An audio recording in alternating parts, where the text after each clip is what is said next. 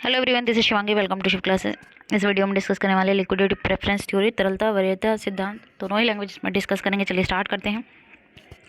तो liquidity preference theory जो है कि ये किसने दी है? केन्स की थ्योरी है, जो क्या बताती है, किसके बीच में रिलेशनशिप, किसके बीच में संबंध बताती है, इंटरेस्ट रेट, ब्याज दर। जो लिक्विडिटी प्रेफरेंस है कि लोगों को कितना पैसा चाहिए, पैसे की जो मात्रा है या हम बोले आपूर्ति, ठीक है। और जो क्वांटिटी है, जो तरलता प्राथमिकता है, सॉरी हिंदी में जो लिक्विडिटी प्रेफरेंस को बोले तरलता प्राथमिकता है कि लोग कितना पैसा डिमांड कर रहे हैं। और जो क्वांटिटी है और मनी की, जो क्वांटिटी है मनी की या फिर हम बोले सप्लाई जो है मनी की, तो ये एक्सप्लेन करता है जी प्रेफरेंस है मनी की, लिक्विडिटी, ठीक है, या हम बोले लिक्विडिटी भी बोलते हैं। और and the reason to demand कि भाई लोग किस लिए डिमांड कर रहे हैं। पैसा सिर्फ एक चीज़ का सामान खरीदने के लिए तो नहीं किया जाता, इन्वेस्टमेंट के लिए भी किया जाता है पैसे की demand. And get a higher interest rate for long financial asset. और किस लिए भाई, रीज़न टू डिमांड भाई क्या है, मांग का जो मांग की जा रही है, और जो हमारी और किस लिए जो हाई इंटरेस्ट रेट है, किसके लिए, लॉन्ग फाइनेंशियल असेट्स पे। कि लॉन्ग फाइनेंशियल असेट भाई हम इन्वेस्टमेंट कर रहे हैं तो उसके बदले में क्या मिलेगा, रेट ऑफ इंटरेस्ट मिलेगा, इंटरेस्ट मिलेगा। तो जॉन मैन्यार्ड केन्स ने पॉपुलराइज करा था इस कॉन्सेप्ट को अपनी बुक में, जो general theory of employment, interest and money थी, 1936 में आई थी, जो एक्सप्लेन करती है लिक्विडिटी प्रेफरेंस फ्रेमवर्क को, जो एनालाइज करती है, डिटरमाइन करती है इक्विलिब्रियम इंटरेस्ट रेट, भाई इंटरेस्ट रेट इक्विलिब्रियम कहाँ होना चाहिए, और वो किसके ऊपर होता है कि लोग कितनी मनी की डिमांड कर रहे हैं और कितनी उसकी सप्लाई हो रही है। तो जहाँ पे ये इक्वल होगा वहाँ पे हमारे पास इक्विलिब्रियम, जहाँ मनी और डिमांड क्या हो जाएंगी, इक्वल हो जाएंगी, वहाँ पे हमारा इंटरेस्ट रेट क्या हो जाएगा, इक्विलिब्रियम इंटरेस्ट रेट हमारे पास आ जाएगा। तो जो लिक्विडिटी प्रेफरेंस थ्योरी इंटरेस्ट की थ्योरी है, जो मनी जो एक्सप्लेन करती है हमें, जो मॉनेटरी नेचर है किसका, इंटरेस्ट रेट का, ठीक है, कि जो ब्याज दर की मौद्रिक प्रकृति व्याख्या है उसको बताती है। केन्स ने एक्सप्लेन किया है लिक्विडिटी प्रेफरेंस को कि इन्फ्लुएंस करता है इंटरेस्ट रेट को रेदर देन सेविंग डिसीजन, ठीक है। कि जो लिक्विडिटी प्रेफरेंस है, लोग पैसा जो लिक्विडिटी की जो प्रेफरेंस है भाई, पैसे की जो तरलता, भाई उनके हाथ में कितना पैसा होना चाहिए, ये सेविंग डिसीजन को इफेक्ट ना करके किसको इन्फ्लुएंस करता है, इंटरेस्ट रेट को, कि ब्याज दर कितना रहेगा मार्केट के अंदर, ठीक है। उसका मानना है कि जो मनी है या हम बोले लिक्विडिटी है, वो ज़रूरी है इकोनॉमिक एक्टिविटी के लिए, मॉनेटरी प्रोडक्शन के लिए, एज़ कम्पेयर टू सेविंग, ठीक है। भाई अगर हमें इकोनॉमिक एक्टिविटी करनी है, हमें कुछ खरीदना है, ठीक है, कुछ बनाना है, प्रोडक्शन करना है, उसके लिए हमें क्या चाहिए, पैसा चाहिए, ठीक है। हम सेविंग तो नहीं करेंगे ना, हमारे हाथ में क्या होना चाहिए, पैसा होना चाहिए, या हमें अपने फ्यूचर के लिए कुछ जो पैसा है बचा के रखना है, ठीक है। वो हम बैंक्स में सेव ना करके अपने पास रखेंगे, इमरजेंसी में हमें नीड है पैसे की। तो इंडिविजुअल डिसाइड करता है पोर्शन ऑफ स्पेंडिंग और reserve for future consumption based on income.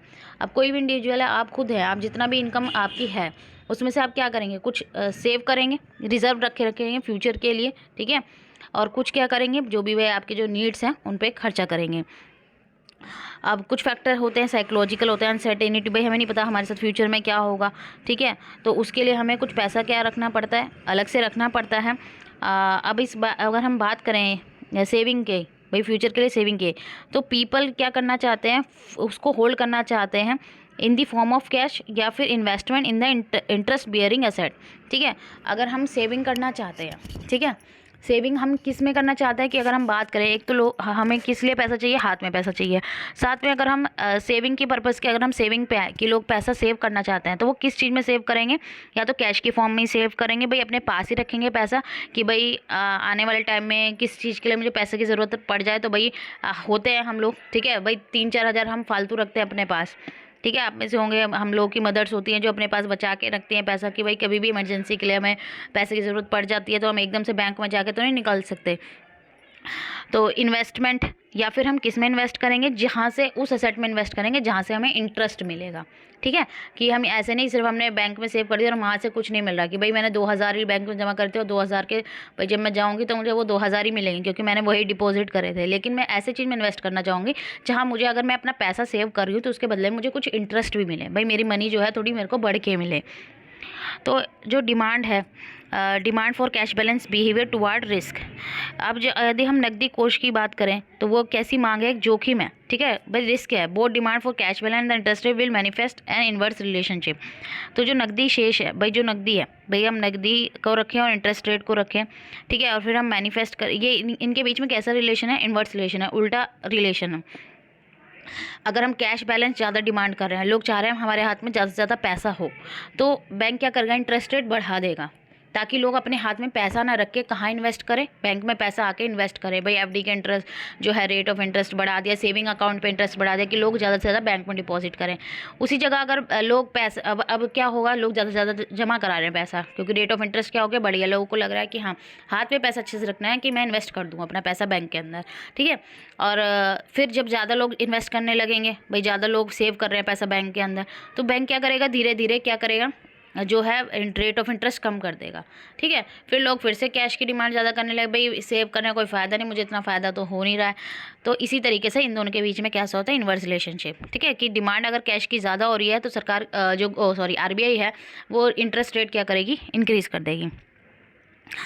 अब लोग higher interest rate long term security में प्रेफर करते हैं कि भाई अगर वो किसी लंबे समय के लिए, भाई मान लीजिए हम 15 साल के 20 साल के लिए कोई पैसा कहीं पे पैसा इन्वेस्ट कर रहे हैं, तो हम कैसी रेट ऑफ इंटरेस्ट चाहेंगे कि हमें कैसा मिले, interest rate, high interest rate मिले, ठीक है। भाई हम शॉर्ट टर्म सिक्योरिटी में ना इन्वेस्ट करके हम बड़ी लॉन्ग टर्म सिक्योरिटी में, और जहाँ पर हमें रेट जो इंटरेस्ट रेट है वो भी ज़्यादा मिल रहा है। तो हम बात यहाँ पर अगर हम करते हैं कि लोग जो मैंने आपको यहाँ समझाया इनवर्स रिलेशनशिप, वो आपको क्लियर हो गया। अब आते हैं केन्स ने यहाँ पे 3 मोटिव दिए हैं कि लोग पैसा क्यों डिमांड करते हैं। सबसे पहला ट्रांजैक्शन मोटिव, भाई हमें डे टू डे एक्सपेंसेस के लिए, जो हमारी नॉर्मल ट्रांजैक्शन होती है उसके लिए हमें क्या चाहिए होता है, हाथ में पैसा चाहिए होता है। हर बार बार तो हम बैंक में नहीं जाएंगे निकालने के लिए, डे टू डे हमारे भाई बहुत सारे खर्चे होते हैं, लाइक पेइंग रेंट है, बाइंग ग्रोसरीज़ है, हमें अपने बिल्स पे करने हैं, ठीक है। तो ये सब चीज़ों के लिए, डे टू डे ट्रांजैक्शन के लिए हमें क्या चाहिए होता है, हाथ में नकदी चाहिए होती है। तो इसी के लिए हम पैसे की क्या करते हैं, डिमांड करते हैं। फिर आता है प्रिकॉशनरी मोटिव। तो कैश यहाँ पे है इंपॉर्टेंट रोल प्ले करता है सभी की लाइफ में।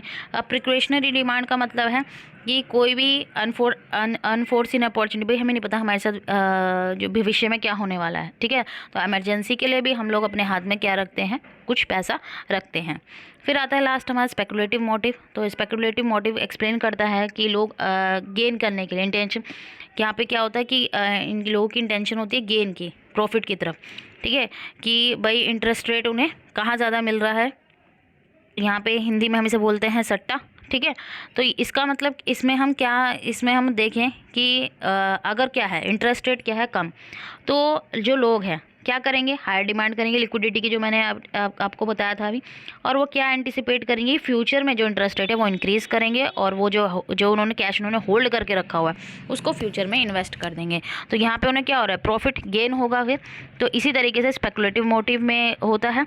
तो यहाँ पे ये था हमारा केन्स का जो लिक्विडिटी प्रेफरेंस थ्योरी थी। आई होप आपको क्लियर हो गई होगी। अगर वीडियो अच्छी लगी हो तो like it, share and subscribe my channel. Thank you.